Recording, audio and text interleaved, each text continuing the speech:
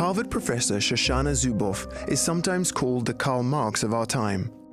Her monumental book, The Age of Surveillance Capitalism, exposed the dubious mechanisms of our digital economy.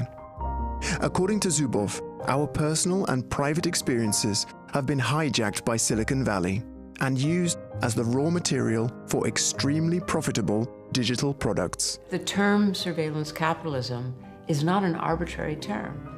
Why surveillance?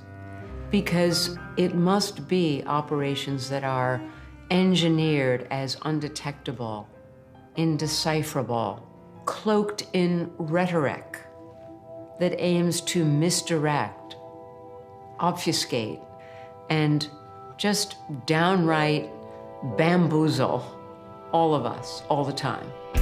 Connecting them. Don't be evil. Connecting them. Humanity. Don't be evil. Humanity. Humanity.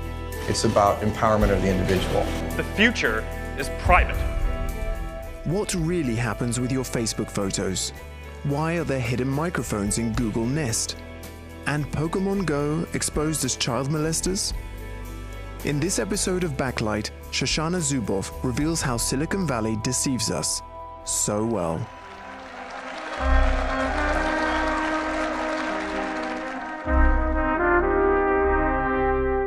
How all this comes into play when I buy a pair of shoes on the internet?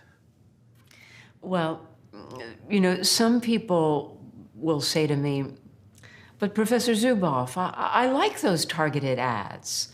They're so useful, or I enjoy personalized services. Sometimes people will say, you know, I have nothing to hide, so I don't care what they take. Each one of these statements is a profound misconception of what's really going on. We think that the only personal information they have about us is what we've given them. And we think we can exert some control over what we give them. And therefore, we think that our calculation, our trade-off here, is something that is somehow under our control, that we understand it. What's really happening is that we provide personal information, but the information that we provide is the least important part of the information that they collect about us. Thanks to their navigation and search engine, Google knows where we are all the time and what we think. Facebook knows our hobbies, preferences, and friends, because they retrieve a lot of information from the digital traces we leave behind unwittingly. Spelling errors in your search terms, which color buttons you prefer, how fast you type, how fast you drive. Residual data. Way back at the beginning, back in the year 2000, 2001, 2002, back in those days, these data were considered just extra data. They were considered waste material. And people called them things like digital exhaust or data exhaust. Eventually, it was understood that these so-called waste materials harbored these rich predictive data.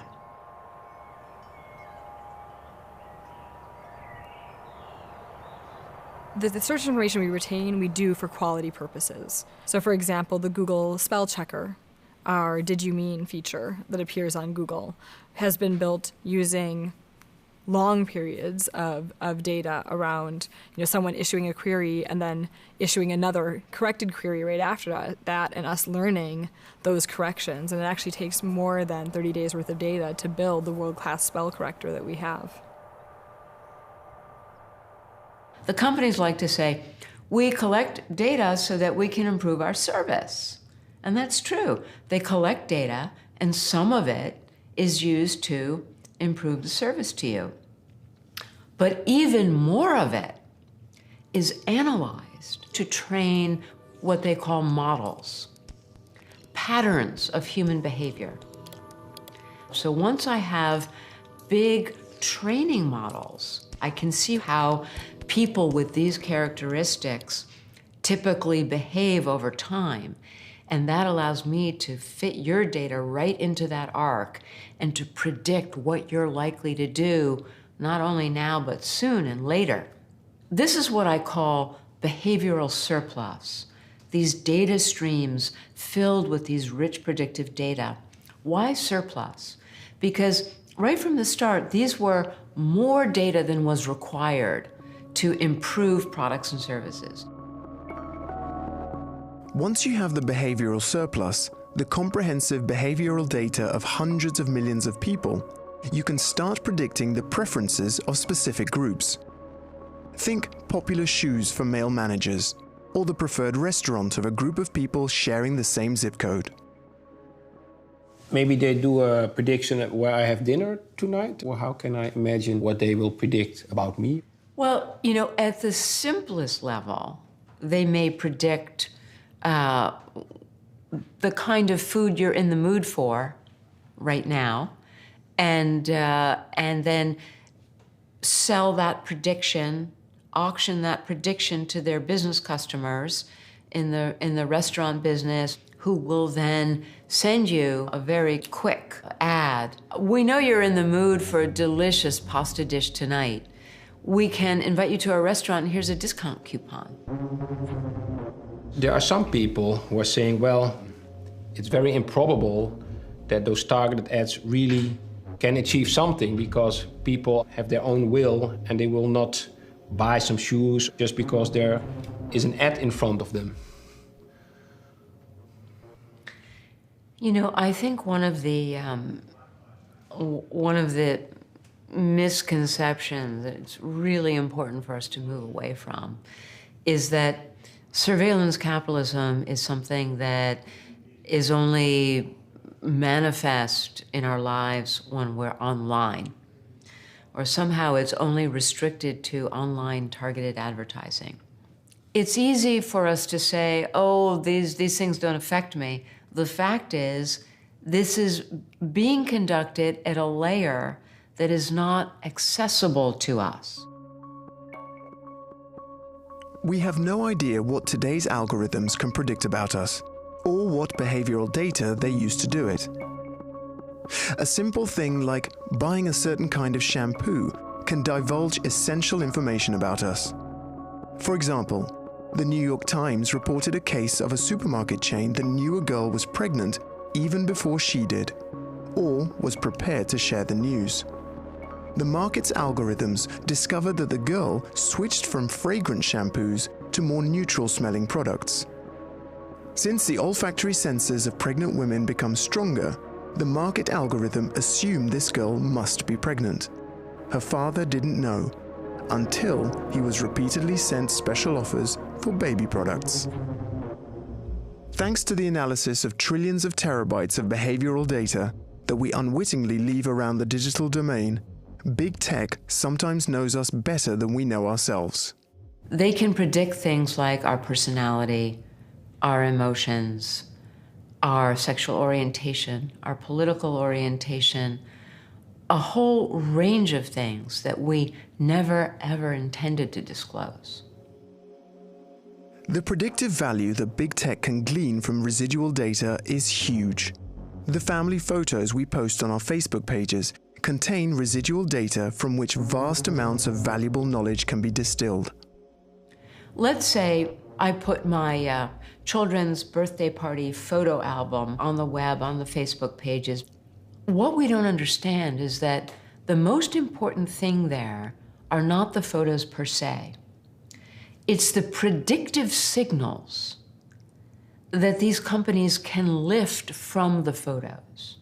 It's not just my face, but it's allowing them to have the face so that they can analyze the hundreds of muscles in my face. Uploading innocent snapshots on your Facebook page can have unforeseen consequences. Our faces, for example, are used to train algorithms to recognize facial features.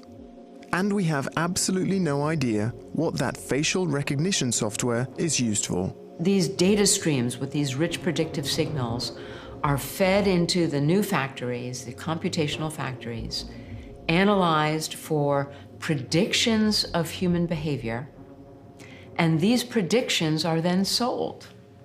Who are they sold to?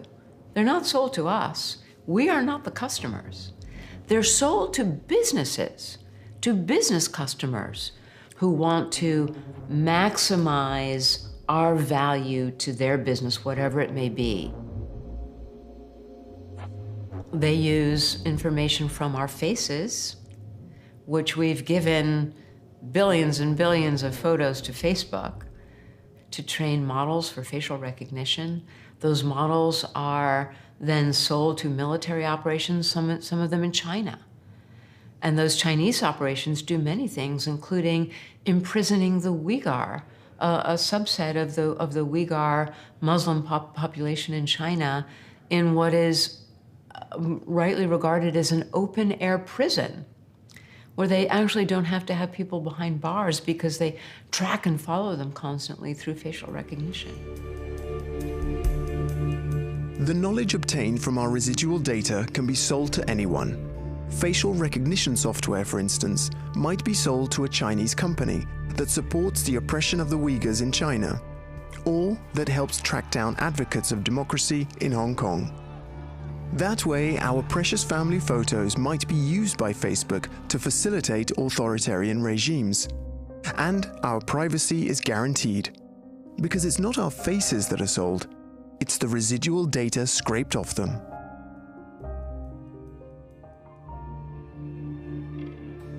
It's very difficult to have a concept of this for a very good reason. It's not because we're stupid. It's because these processes have been disguised.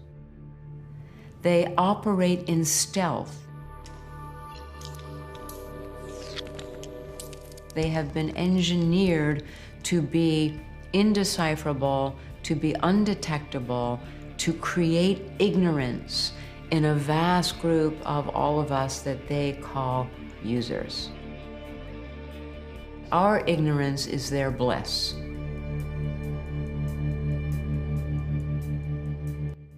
There are some things that have broken through into the public view that we do know about. So let's talk about Facebook's massive scale contagion experiments. And this is where Facebook experimented with subliminal cues planted in its Facebook pages that would actually influence offline, real-world behavior and emotions, to see if they could make people feel happier or sadder using subliminal cues with language manipulation and word manipulation and so on. Well, when the experimenters wrote up this work in the very prestigious scholarly journals that published the results of these experiments, they emphasized two key findings. Number one, we now know that we can manipulate subliminal cues in the online context to change real-world behavior or real-world emotion. We know that we can be successful at doing this. Number two, we can exercise this power, these methods, while bypassing user awareness.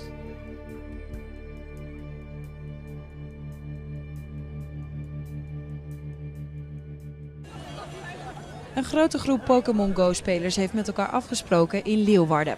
Samen gaan ze de stad door om zoveel mogelijk Pokémon te vangen. Alleen in Nederland al spelen ruim 1,3 miljoen mensen het spel. A very interesting experiment occurs in the guise of an augmented reality game called Pokémon Go. In het spel loop je rond in de echte wereld. Op allerlei plekken zitten Pokémon verstopt. Je moet er dus naartoe gaan om ze te verzamelen. What are we not seeing when Pokemon Go is introduced in our country? It's important to understand that Pokemon Go is an augmented reality game that was incubated, developed inside Google for many years. Google being the first pioneer of surveillance capitalism, the inventor of surveillance capitalism. It was invented, Pokemon Go was invented in Google, incubated there for many years, developed there, led by a man named John Hanke. And John Hanke invented an operation called Keyhole, which was invested in by the CIA and later purchased by Google and called Google Earth. Google Earth was a CIA startup initially? Yes, Google Earth was something called Keyhole, and it was a CIA-invested startup. So it's important to understand that Pokemon Go was not some happy little game that just got launched into the world by a toy company or something. When they decided to bring Pokemon Go to the public, they didn't want to bring it as a Google game. They brought it to market as Niantic Labs, which no one had ever heard of. Just a cool startup with this cool game. So now we have this Google augmented reality game, and it turns out that the big game that is on top of the little game that the children are playing is a game that precisely emulates the logic of surveillance capitalism. So in surveillance capitalism, in the original version online, we predict the click-through rate, and we sell the click-through rate to the advertiser, who pays to get clicks on their website, clicking through ultimately to the buy button. That's what they're hoping for. Now, in the real world, business customers paid Niantic Labs, the Pokemon Go company, paid Niantic Labs not for click-through, but for the real-world equivalent of click-through, which is called footfall. To actually get real bodies with their real feet into real business establishments so that their feet would go fall, fall, fall, fall, tap, tap, tap across the store or across the restaurant or across the bar in order to buy something. So I could order by Niantic Labs a Pokemon in my ice cream parlor, for instance. All of these establishments, they're buying what are called, here's the term, lure modules. Modules like a gym that lure people to you. Not so that they will come and be happy, but so they will come and spend money in your shop or your restaurant. Starbucks, McDonald's, everybody was making money. Everybody was making money. Niantic Labs was making money, and all these businesses were making money. And the people playing the game had no idea. So they used the rewards and punishment of the game to herd you through the city to the places that were paying for your body. This was the game of Pokemon Go. This was the real game, the shadow game, getting you into a place where we have predicted that you will be, so that our predictions are worth more. If I can guarantee you're actually going to be there, my prediction that you're going to be there is worth a lot more. Economies of action are how I guarantee that. And Pokemon Go was a large-scale experiment, a global-scale experiment in economies of action, using remote control means to automate behavior, to engineer behavior, to fulfill others' commercial ends, while you are having a great time.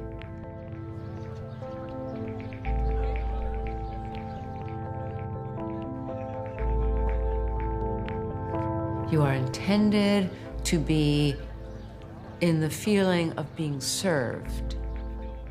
You are intended to be saturated with convenience so that you will not notice and you will not complain. And all of this shadow operation will remain hidden because you will not ask questions, because you're so busy being entertained.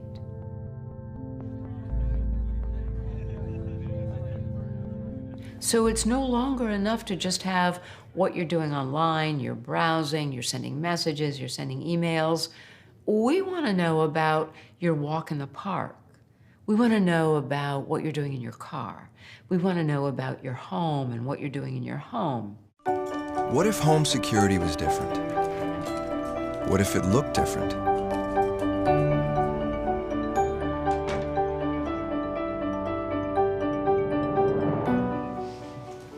Well, it's a beautiful system. Some bright engineering-oriented person discovered that the Nest security system has a microphone built into it. That microphone does not figure in any schematic. When you buy the security system and it has the piece of paper that you unfold and the schematic, or you go online to learn about it and there's a schematic, it does not show a microphone. It does not discuss a microphone. Now, why would you have a microphone there? Well, remember, what is our business? Our business depends upon extraction of behavioral surplus, scale, scope, and action. So, what better device to extract behavioral surplus, especially new forms, voices, conversations, what you're watching on television, what music you're listening to, who's coming in and out of your house, whether or not you're shouting at each other over the breakfast table. All of this has tremendous predictive value. Voices are what everybody's after, just like they're after faces. So now this becomes public. There's a, hey, Google, what's up with this microphone in your security system? What does Google say? Oops, so sorry. Oh, we didn't even know there was a microphone there. Oh, sorry. Why? Somebody put that microphone there, but we never intended to use it. This is their business. To obfuscate, to misdirect, to engineer our ignorance with mechanisms and methods that are undetectable and indecipherable. And if they confront you, deny it. Deny it for as long as possible until they habituate. If there's some element that fails to get habituated, then create an adaptation. All right, we'll make sure all those microphones are somehow shut off so that they can't be used. And then wait a minute, and when no one is looking, redirect it. So there will be a microphone in something else. There will be a microphone in the, in the home device or in the music player or whatever it might be. It will be back. What are you doing? What do you have in here? What if the measure of it working, All right, guys, here we go. Daddy, was that you never had to think about it? There's two legal scholars, and they're at the University of London, and they analyze the privacy policy, how we give our consent to these devices, right? So they analyze these documents for one Nest thermostat.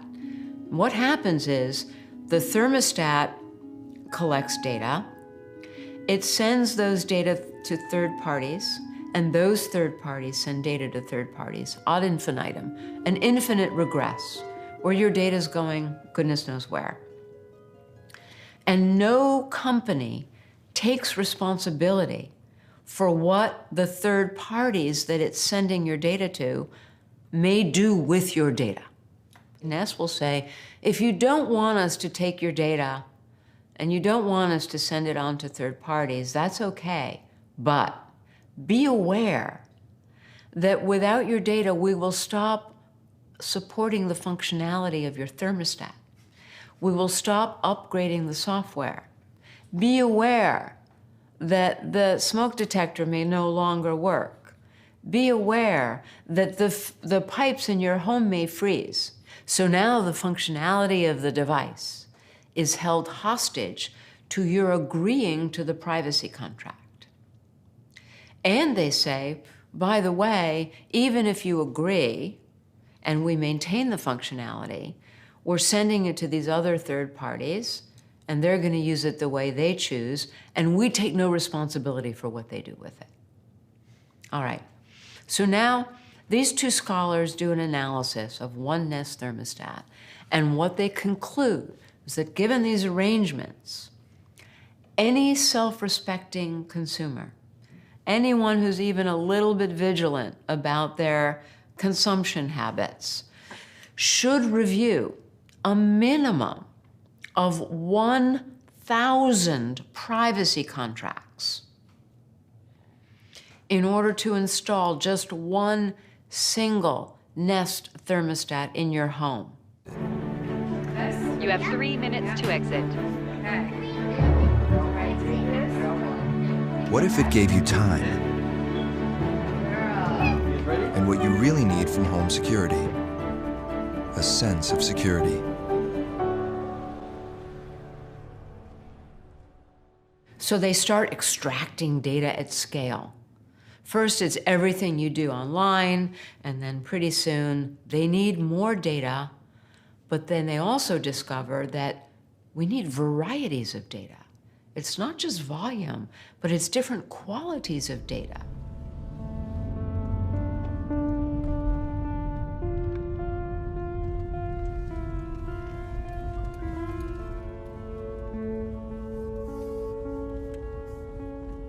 De problematiek in het hele mobiliteit wordt in ieder geval precies hetzelfde als de problematiek wat wij nu al op het internet meemaken, met je smartphone meemaken. Dat je eigenlijk zonder het te weten betaalt met je privacy. Want die auto weet precies wat je doet, waar je naartoe gaat. Er zitten 15 camera's op een beetje moderne auto dadelijk. En ja, als jij toegang hebt tot 1% van alle auto's, dan weet jij alles wat er op de wereld gebeurt. Ja, als die data dadelijk meer waard gaat worden dan het kost om met een auto te rijden, wie weet krijg je dadelijk een gratis auto aangeboden. En je betaalt met je privacy. Net als met al die gratis diensten die je van Google krijgt, gaat het daar misschien ook met het autorijden worden. Well, surveillance capitalism broke through in Silicon Valley 2002, 3, and 4. It changed the bar for investment. Now you had Google making money on the basis of what I call the surveillance dividend. Now, what venture capitalist wants to invest in a firm that's, just making an app when it can invest in a firm that's making an app plus the surveillance dividend? So what happened right away was that the investment started flowing to the people who were making more money, and that more came from the surveillance dividend. And now that is the structure that is flowing across the whole economy. Why bother to put all that effort into the engineers and the factories and the science to make a car that runs without carbon when all we need to do is sell the data from the darn vehicles, and we've got the surveillance dividend, and all those investors are going to come to us and give us the kind of market capitalization that the leading surveillance capitalists have. That's our new lease in life. That's our path forward in the 20th century. En die data is zoveel waard, daar zit iedereen op de azen. En daarom wil Google ook graag in die wereld van automotive, want op zich valt er met auto's niet zo heel veel te verdienen. En die gaan die auto als paard van Troje gebruiken om aan al die data te komen. We even now see it coming full circle back to the birthplace of mass production in the Ford Motor Company, where the CEO of Ford Motor now says, we want market capitalization like Facebook and Google. How do we get it? Well, instead of figuring out how to make a car that runs carbon-free, what we're going to do is repurpose our automobiles as surveillance vehicles, and we're going to stream data from the 100,000 people who are driving around in Ford cars. We're going to combine that with the data we have from Ford Credit, where he says, we already know everything about you. And these data sets are going to put us on a par with the likes of the great surveillance capitalists, and who wouldn't want to invest in Ford Motor under those circumstances?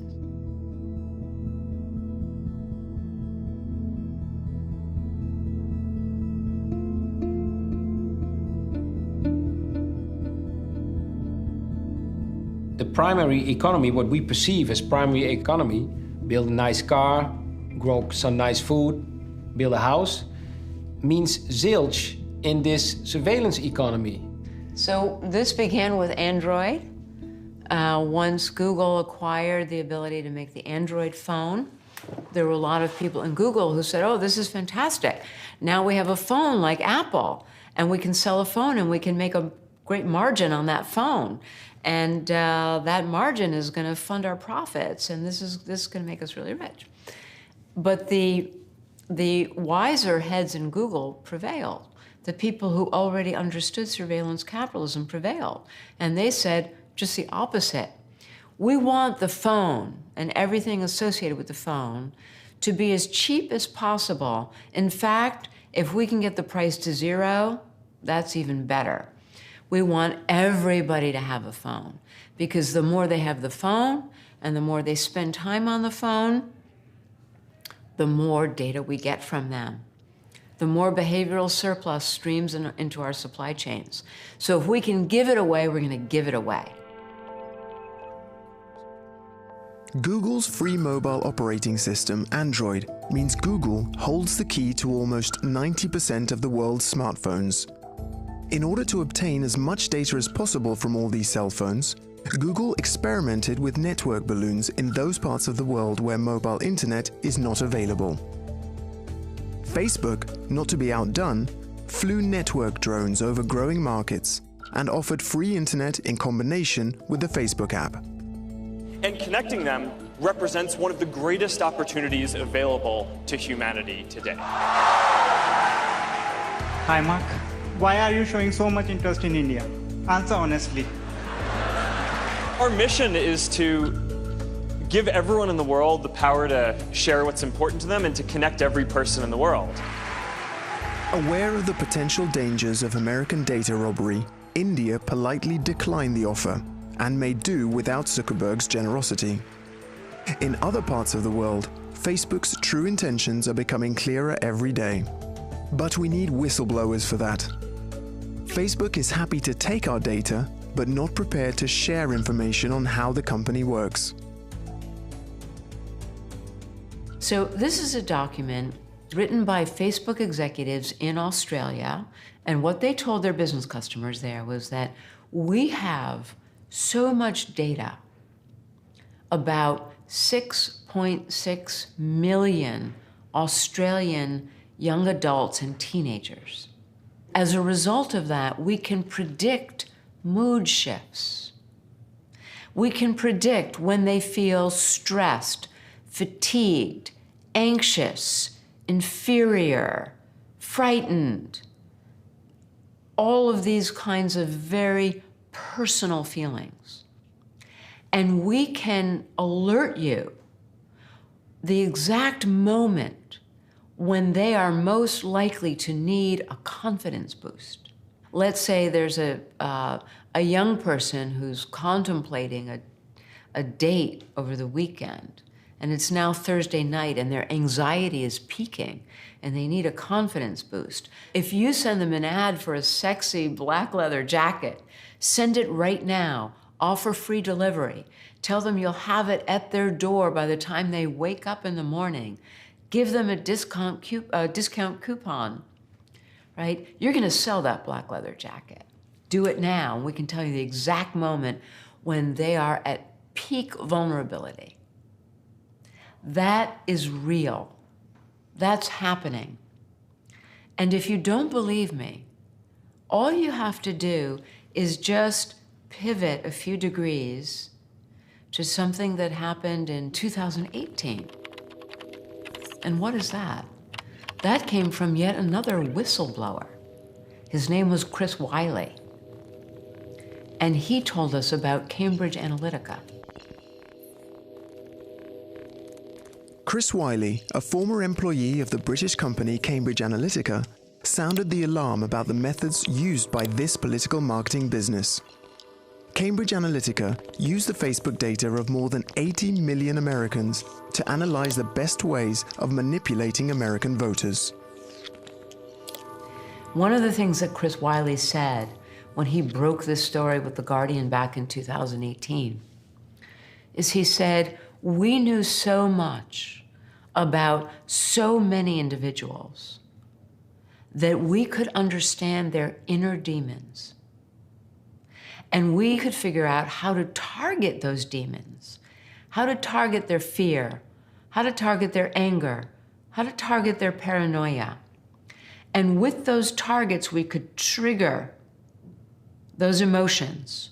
And by triggering those emotions, we could then manipulate them into clicking on a website, joining a group, telling them what kind of things to read, telling them what kind of people to hang out with, even telling them who to vote for. Now, that is absolutely no different than what Facebook aimed to do with these young people, innocent young people in Australia and New Zealand, to target their inner demons. The same mechanisms, the same methods, only pivoted just a few degrees from commercial outcomes to political outcomes. Cambridge Analytica was nothing but a parasite on a huge host, and that host is surveillance capitalism.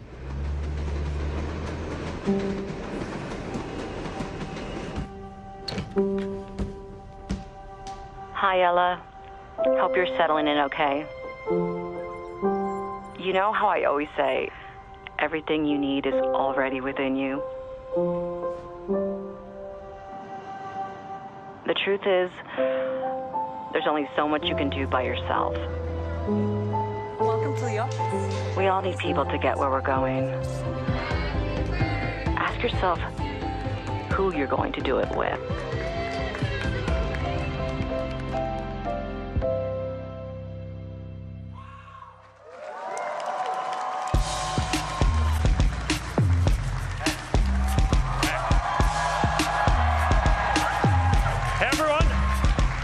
Welcome to F8. Today, we're going to talk about building a privacy-focused social platform. So that's why I believe that the future is private. So we're all good then, Professor Zuboff?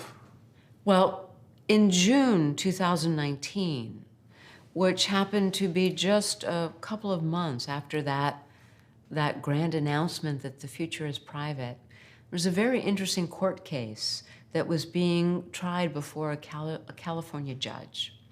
And this court case was a class action suit brought by individuals who were demanding from Facebook. They wanted to have the data that Facebook had made available to Cambridge Analytica to see if they had been targeted and manipulated by Cambridge Analytica. And this had come to a head in a California court. The Facebook counsel who argued this case stood in front of the judge and said that any Facebook user gets on the platform and typically is sharing information with 100 or more people in their network.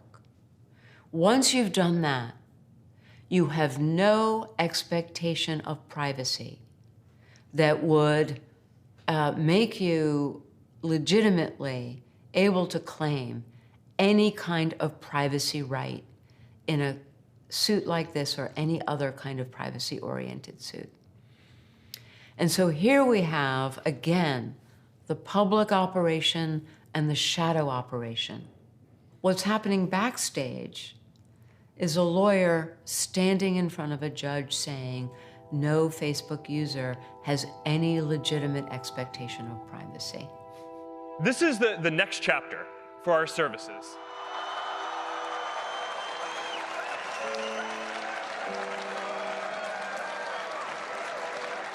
You have some Google products you use, if I may ask. No. How do you survive? Perfectly well. If there is an occasion where I feel the absolute need to use Google, I go through various layers of encryption and location reconfiguration before I go to Google search, just on principle. There is a way to escape the omnipresent eyes of Google and Facebook. You can use a VPN and send all your data traffic through a secure server in another country. But big tech won't lose any sleep over individuals resisting the surveillance capitalists. I don't want anyone to get confused that if you forego Google search, you are somehow, fighting the fight, because this is a collective problem and it requires collective action.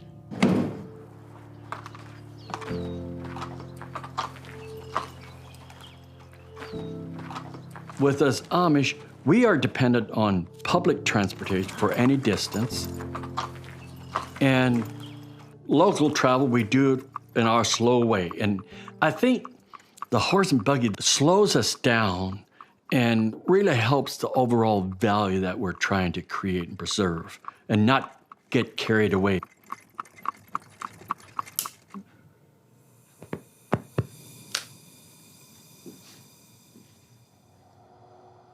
A regular computer with your safety walls, where you can't get on porn sites and things like that. Now, when our lockdowns that we have, that is totally locked down. Can you go on the internet with this computer? No, absolutely not. It will not play a movie picture or music or anything like that. It's not a computer that was torn down. It was built from the ground up like this. Especially for the Amish? Yes. Would you mind showing me your mobile phone? Okay, yes. The only thing you can do with that is call. You cannot text, do anything like that. It's just a portable phone. So this is where it stays. But as far as going home, no, I don't have it. I keep it right here. That's for the business. The technology is progressing so fast, it's hard to deal with. We have to teach what the moral impact is in being involved in this so each individual can make better choices for themselves.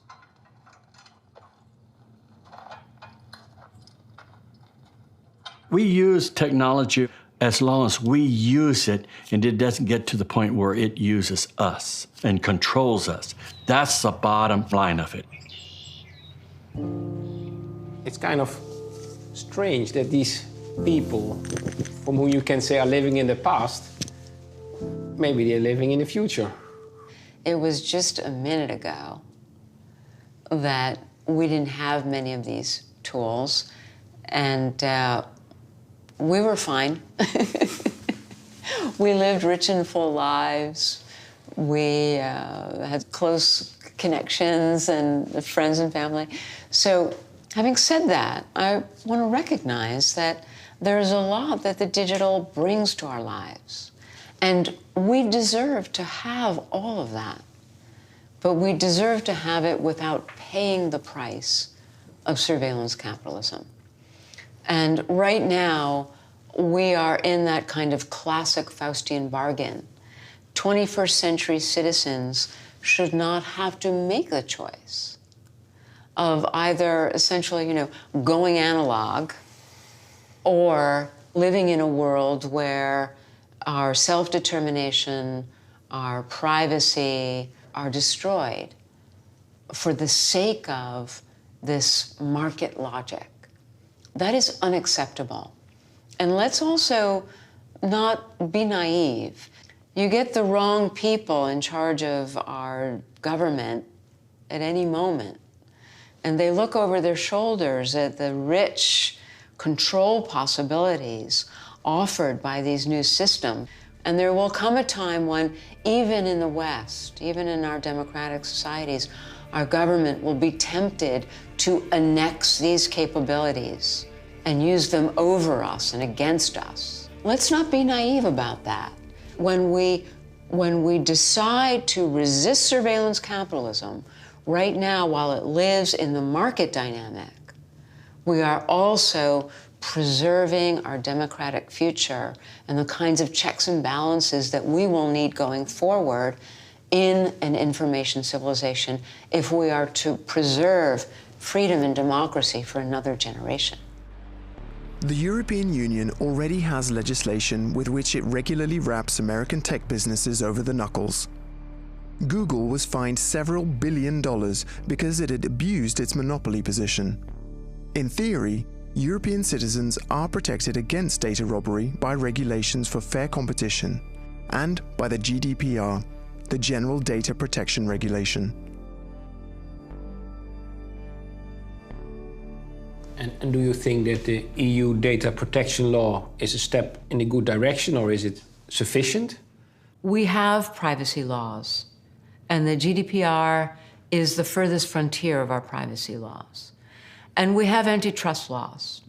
The thing is that as important as these laws are, we still need more, because surveillance capitalism is unprecedented. And so we're going to need the laws and the regulatory regimes that respond directly to these new unprecedented operations. GDPR talks a lot about data ownership, data accessibility, and data portability. These are very important things if the only data that we're talking about is the data in the public operation, the data that we've given to the corporations. But as we have seen, most of the data that they use to feed into the factories, to produce the predictions, these are data that we haven't given. Or if we've given, we don't even know that we've given, because it came in our exclamation points. It came in our walk in the park and picking up the cadence of our voice and the timbre of our voice, all rich predictive signals. So no matter how much data ownership we claim, or accessibility or portability, most of the data is in the shadow operation. And the shadow operation is never coming to us. We will never get those data. They claim them as data that they own. They took it from our lives. They took it from our private experience without our permission. They analyzed the data. They made it into products. They sold the products and they took the profit. Illegitimate profit, because they took it at the beginning without asking, without our knowledge. Recall, bypassing our awareness. Do the EU have a chance against the behemoth of surveillance capitalism? These 20 years have been the honeymoon for surveillance capitalism, because they have been 20 years largely unimpeded by law. Unimpeded by law. Why? Well, the most important reason is that they're doing things that have never been done before, so there are no laws against it. Just like factories employing children, you know, in a mass production factory. There hadn't been anything like that before, and there were no laws against it. And it took our societies a while to sort of wake up. We stood up against the extractive companies and their violence, the companies that came to be known as the Gilded Age, the companies where we turned around and we called their leaders robber barons. That's not what they were called at the time. At the time, they were worshipped as these, you know, wealthy gods and geniuses who knew how to wield the might of machines and capital. If we had been trying to stop it, to curtail it, to outlaw it for every one of these 20 years, and we had utterly failed, then I might, you know, put my chin in my hand and say, gosh, I'm starting to feel like things might be really bad. But that's not the case. We haven't even tried yet to stop it. Look, surveillance capitalism is 20 years old. Democracy is several centuries old. I bet on democracy. Thank you for watching. For more on this subject, take a look at the playlist. You can also watch this recommended video. Don't forget to subscribe to our channel and we'll keep you updated on our documentaries.